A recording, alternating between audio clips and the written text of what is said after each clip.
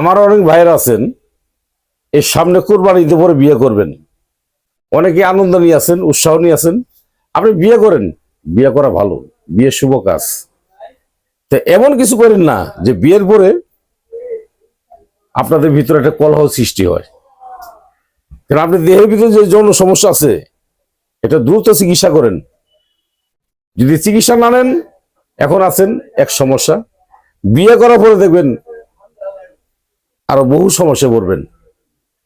দাদু ভাই, আসেন জামালপুর রেল স্টেশন, আমি মোহাম্মদ বেলাল কবিরাজ, আমার সাথে পরামর্শ নেন।